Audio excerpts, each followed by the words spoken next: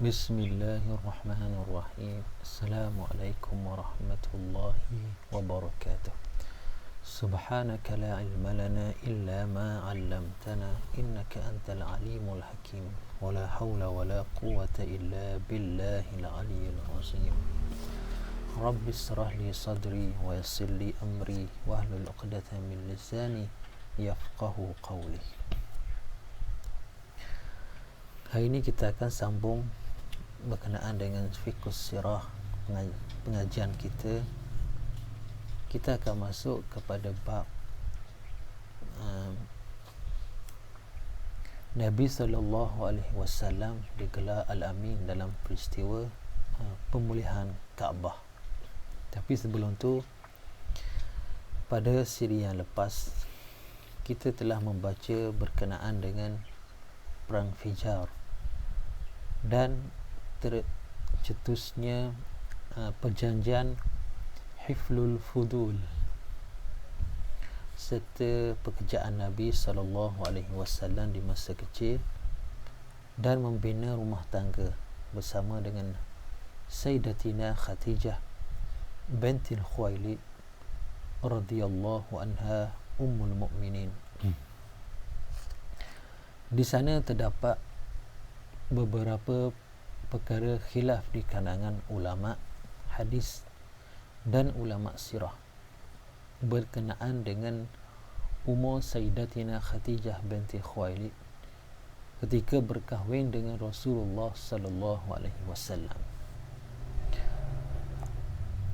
Menurut kitab Rahiqul Maktum karangan Syekh Safiyur Rahman Al-Mubarakfuri rahimahullahu ta'ala, pernikahan itu berlangsung setelah 2 bulan Rasulullah sallallahu alaihi wasallam pulang daripada berdagang dari negeri Syam yang membawa barang dagangan Khadijah. Baginda memberi mahar kepada Khadijah berupa 20 ekor unta muda. Mas kahwinnya 20 ekor unta. Ketika itu umur Khadijah telah mencapai 40 tahun. Khadijah ialah wanita pertama yang dinikahi oleh Rasulullah sallallahu alaihi wasallam. Selama Khadijah masih hidup, baginda Nabi sallallahu alaihi wasallam tidak menikahi wanita lain.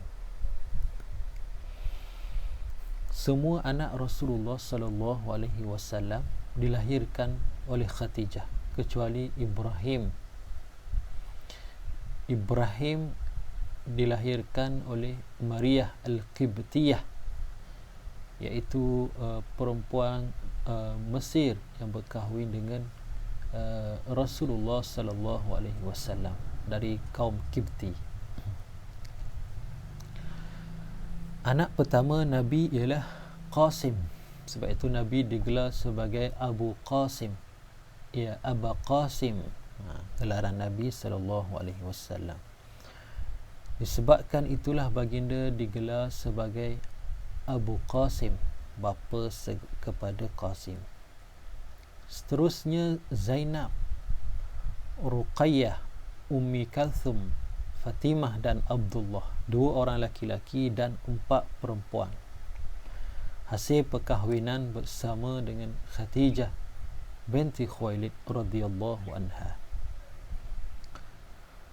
2 anak laki baginda Qasim dan Abdullah meninggal dunia ketika mereka masih kecil lagi. Abdullah dan Qasim meninggal dunia. Sementara anak-anak perempuan baginda semuanya tetap hidup hingga datangnya Islam. Mereka semua masuk Islam semua hak puan. Zainab, Ruqayyah, Ummi Kalthum dan Fatimatuz Zahra.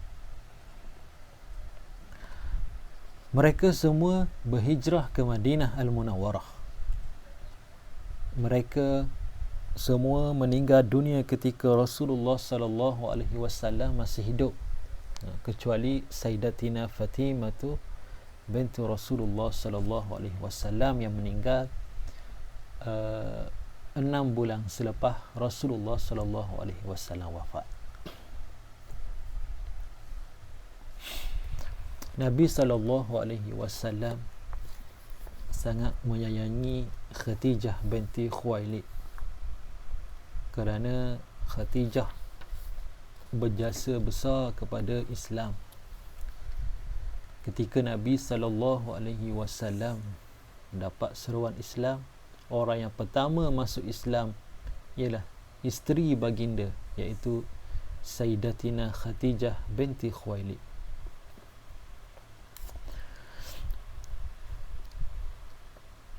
Sehingga kan Nabi SAW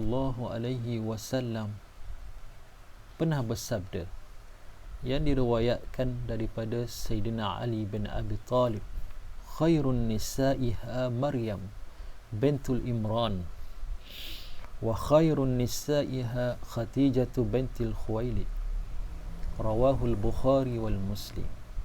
Sebaik-baik perempuan ialah Maryam binti Imran, dan sebaik-baik perempuannya ialah Khadijah binti Khuwailid.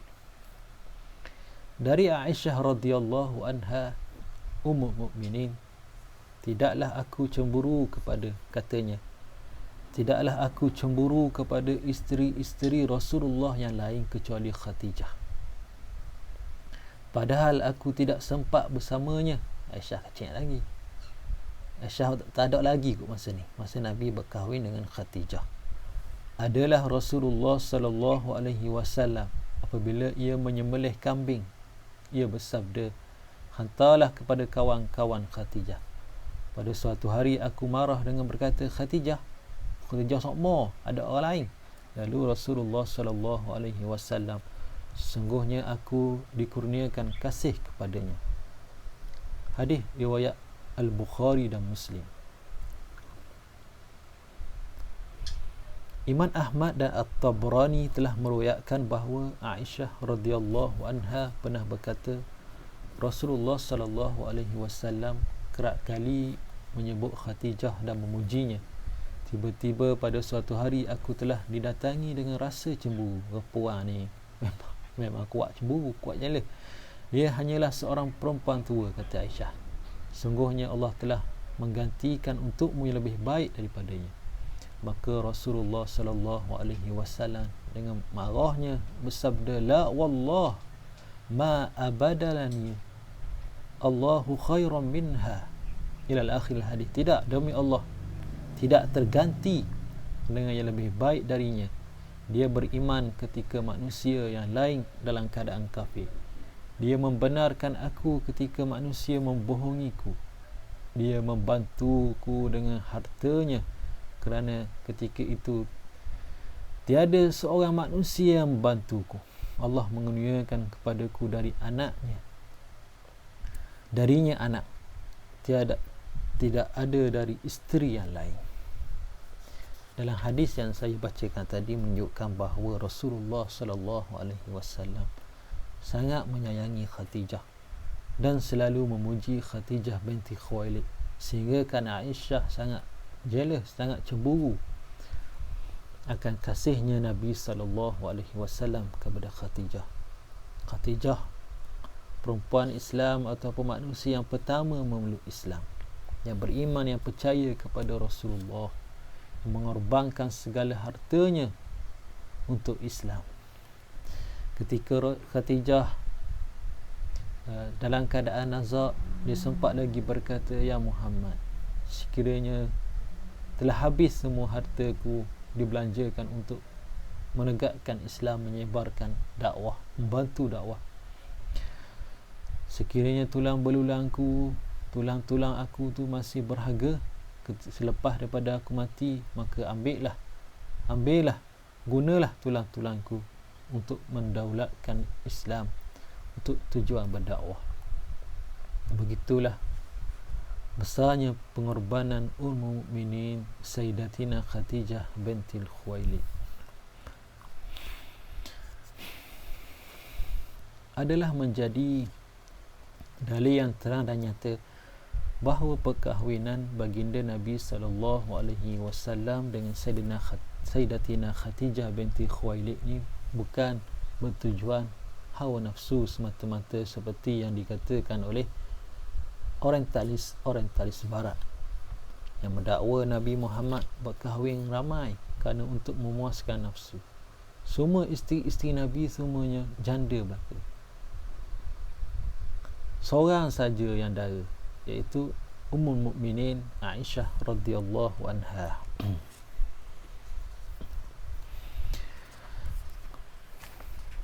Kita akan masuk kepada keputusan bijak dalam ketika pemulihan Kaabah. Setelah 35 tahun umur Rasulullah sallallahu alaihi wasallam, orang Quraisy merobohkan dan membangunkan semula Kaabah kerana Kaabah ketika itu telah rosak. 5 tahun sebelumnya berlaku banjir besar di Mekah. Lalu struktur Kaabah tu telah rosak.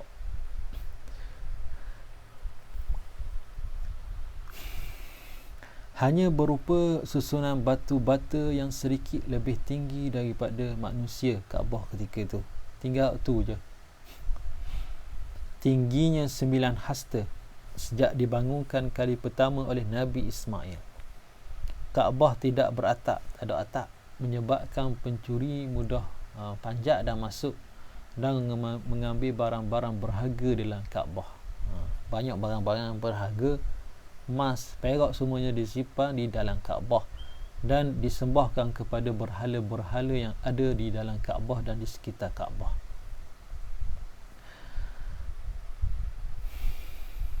Akibatnya bangunan yang telah tua itu semakin rapuh dan dindingnya pecah-pecah. 5 tahun sebelum Rasulullah sallallahu alaihi wasallam diangkat menjadi nabi dan rasul, Mekah dilanda banjir besar dan airnya sampai ke Kaabah, sehingga kan bila-bila masa saja Kaabah boleh utuh. Mana 5 tahun, maknanya umur Nabi 35 tahun lah. 40 tahun Nabi diangkat menjadi rasul. Pada mulanya pemulihan Kaabah tidak dapat dilaksanakan kerana kaum Quraisy lebih suka untuk membiarkan bangunan asal Kaabah macam seadanya lah. Tak payah baik-baik lah, tak payah baik pulih lah, tak payah baik kilah, biar gitu je lah. Sehingga akhirnya diputuskan satu keputusan dengan sepakat kabilah-kabilah Quraisy untuk mereka baiki balik Kaabah dengan memasukkan apa-apa ke dalamnya kecuali perkara yang baik. Harta-harta yang halal saja yang boleh disumbangkan untuk membina balik Kaabah ni. Namun begitu, mereka masih takut. Dalam kitab Rahikul Maktum diceritakan, namun begitu orang Arab Quraisy ni rasa takut nak pergi rombok Kaabah, nak pergi robohkan Kaabah. Takut ada penunggu ke bahala, takut kena bala macam peristiwa Abrahah. Dia ingat peristiwa bergajah Abrahah yang ingin menyerang Kaabah, tiba-tiba dilontar dengan batu-batu oleh burung ababil. Dia takut nak pergi roboh, padahal dengan tujuan untuk pulihkan balik, bangunkan semula. Sehingga kan akhirnya seorang ketua kabilah namanya Al-Walid bin Mughirah Al-Makhzumi, dia lah orang yang pertama pergi ambil tukur, pergi katak bahagian Kaabah untuk dirobohkan. Bila orang tengok, tak ada jadi apa pun, Walid tak jadi gila pun, tak jadi sewe pun, tak kena panah peti pun.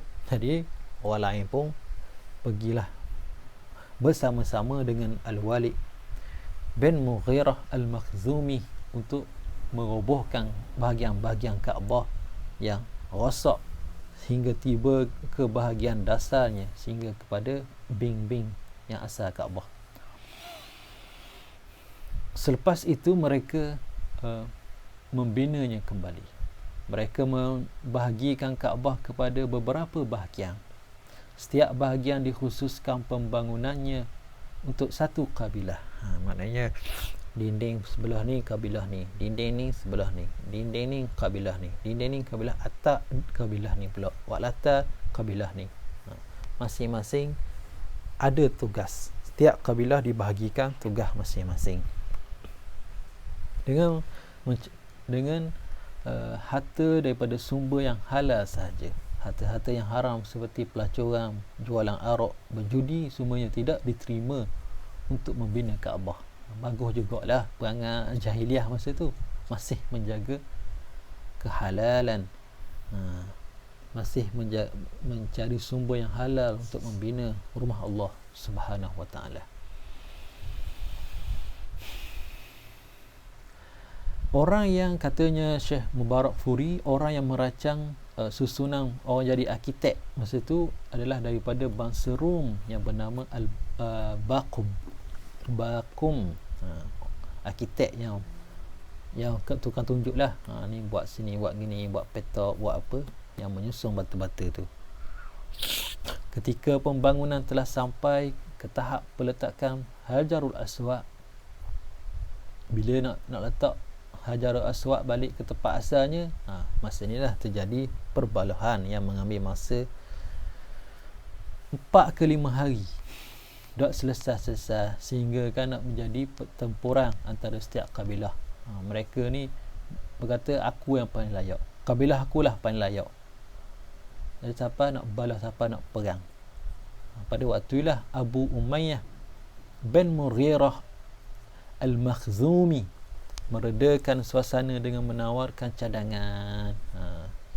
Jadi Abu Umayyah bin Mughirah Al-Makhzumi ni buat cadangan.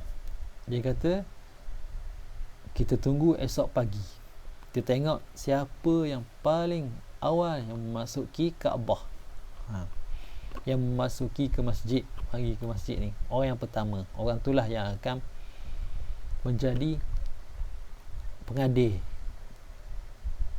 yang memutuskan untuk siap kabilah mana yang akan letak Hajar Aswad ke tempat asalnya. Tiba-tiba orang yang dikehendaki itu ialah Rasulullah sallallahu alaihi wasallam yang masuk ke kawasan Kaabah. Dan mereka semua berkata apabila tengok Muhammad, mereka, inilah dia Al-Amin, Muhammad ni Al-Amin, Muhammad ni kami redha terhadapnya. Semua orang-orang Quraisy ni kenal belaka Nabi kerana akhlak Nabi yang sangat baik, dan Nabi ni seorang yang sangat amanah. Tak kala baginda sampai di hadapan mereka, mereka terus menceritakan permasalahan kepada baginda. Jika bawalah masalah ni, nak letak Hajar Aswad ni ke tempat asalnya, itu siapa yang paling layak? Nabi SAW dengan kebijaksanaannya meminta sehelai kain yang panjang dan lebar. Minta kain yang panjang dan besar, lalu diletakkan Hajar Aswad di tengah-tengah kain tu. Lalu baginda meminta semua pembesar daripada setiap kabilah pegang hujung-hujung kain, dan baginda menyuruh mereka untuk bersama-sama akad belaka, akad sikit seorang. Ini akad sama-sama lah. Setelah mereka sampai di tempat meletakkan Hajar Aswad, Rasulullah sallallahu alaihi wasallam mengambilnya dan meletakkannya di tempat yang asal. Inilah penyelesaian bijak yang diredai oleh semua ketua-ketua dan semua kabilah-kabilah yang nak berperang tadi tu. Ketika hampir selesai membangunkan Kaabah, orang Quraisy kehabisan modal yang diperoleh daripada hasil yang baik, hasil yang halal. Mereka membiarkan bahagian sebelah utara sebanyak 6 hasta, dan kemudian disebut sebagai Hijir Ismail. Mereka membina pintunya lebih tinggi dari permukaan tanah agar tidak dimasuki kecuali oleh orang yang memang mempunyai keperluan. Tak kala pembinaan dindingnya sampai setinggi 15 hasta, mereka membuatkan atap untuk Kaabah yang disokong oleh 6 batang tiang. Bila nak siap lah ke Kaabah sampai pembinaan akhir, tak cukup untuk bahagian petak tu yang kita nampak pada hari ni. Tiba-tiba nak sambung untuk bahagian Hijir Ismail, tak cukup dah. Siapa boleh buat, siapa tu 6 hasta je, panjang tu je boleh buat, sebab tak cukup harta yang halal. Jadilah Hijir yang kita tengok pada hari ini. Siapa yang bersembahyang dalam Hijr Ismail, sama pahalanya bersembahyang di dalam Kaabah. Dan di Hijr tu adalah yang separuh bulat tu adalah tempat mustajab doa. Ketika pembangunannya selesai, Kaabah kelihatan berbentuk seperti kubus, ni petak macam inilah, yang tingginya mencapai 15 meter.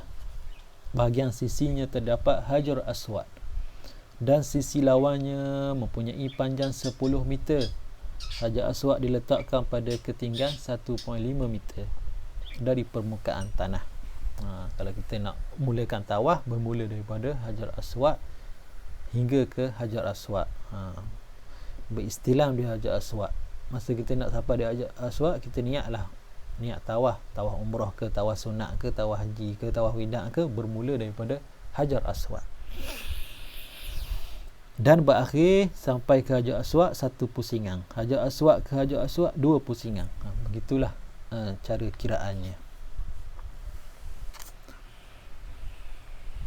Sementara bahagian di sisi lain terdapat pintu, ada pintu, dan sisi lawannya mempunyai panjang 12 meter dengan pintu setinggi 2 meter di atas permukaan tanah di sekeliling Kaabah. Bahagian luar terdapat kerangka bangunan yang letaknya paling bawah yang dinamai Sazrawan. Sazrawan ni tempat asal Kaabah. Di kaki Kaabah tu dipanggil Sazrawan.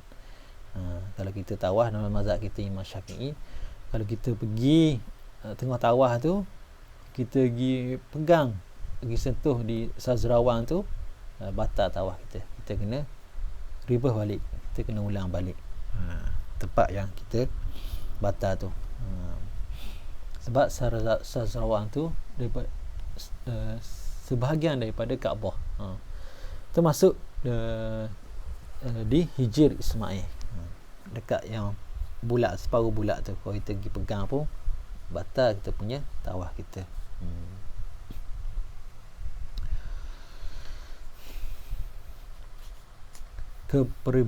Kepribadian menakjubkan sebelum jadi Nabi. Nabi SAW menunjukkan contoh teladan yang terbaik dah sepanjang hidup Nabi, yang diasuh oleh Allah Subhanahu Wa Taala. Kita telah baca sejak daripada Nabi SAW lahir dan besar di perkampungan Bani Sa'ad sehingga pulang balik ke Mekah bersama dengan ibunya Aminah.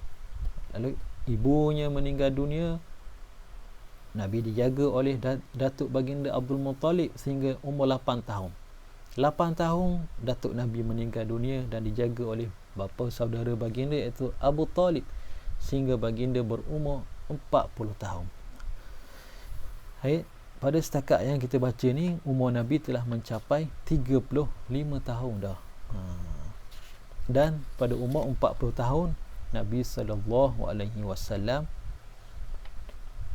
mendapat wahyu di Gua Hira. Nanti kita akan baca peristiwa Nabi berkhalwah di Gua Hira. Berkat kesabaran baginda mengambil sikap berdiam diri untuk waktu yang lama.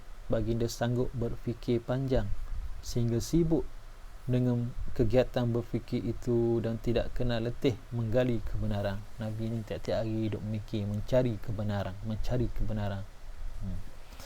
Hingga akhirnya baginda muak menyaksikan segala bentuk khurafat yang berlaku pada masyarakat jahiliah pada ketika itu. Pangai-pangai jahiliah membunuh, sikit-sikit berperang, panah barang, bunuh membunuh, merogol, berzina, berpesta, minum arak, mabuk. Baginda tidak minum arak.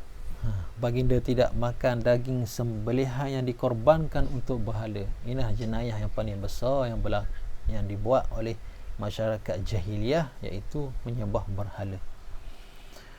Baginda rasa benci, Nabi ni rasa benci dan rasa marah bila orang Arab ni bersumpah atas nama Al-Lata dan Al-Uzza. Nama dua buah berhala besar itulah, Al-Lata dan Uzza. Kalau bersumpah kok demi Al-Lata, demi Al-Uzza. Tidak diragukan bahawa Allah melindungi banyak peristiwa. Contohnya peristiwa Allah Subhanahu wa taala melindungi Nabi sallallahu alaihi wasallam, seperti yang diriwayatkan oleh Ibnu Athir. Tidak pernah aku berkeinginan untuk melakukan keburukan yang seni dilakukan oleh jahiliah. Nabi ni tak rasa sikit pun sepanjang hidup Nabi, tak rasa walaupun sikit nak buat kejahatan yang dilakukan oleh jahiliah. Nabi tak terikut perangai-perangai jahiliah. Sehingga Nabi tak pernah sembah berhala, tak pernah makan sembelihan yang haram. Suatu malam aku berkata pada seorang remaja kawan akulah, Nabi ni kerja masa ni, Nabi bekerja mengembala kambing. Ada kawan, Nabi khabar ke kawan ni satu malam tu, malam ni mu tolong jaga kambing lah, aku nak pergi tengok orang buat pesta ada fanfare Mekah, aku nak pergi tengok orang nyanyi, orang apa. Nabi pun sampailah di rumah yang pertama sebelum memasuki kota Mekah. Nabi dengar duk main gedung rapok, duk muzik, duk macam-macam ada. Tiba-tiba Nabi tertidur, nak bangun-bangun cerah dah. Nabi pun balik ke tempat jaga kambing. Kawan dia tanya, dah mana semalam kamu pergi tengok fanfare? Nabi kata, aku tidur. Pada malam yang seterusnya, Nabi nak pergi pula sekali lagi. Pergi, jadilah peristiwa yang sama. Nabi pun tertidur juga. Selepas pada tu, Nabi pun tak rasa teringin, tak pergi dah.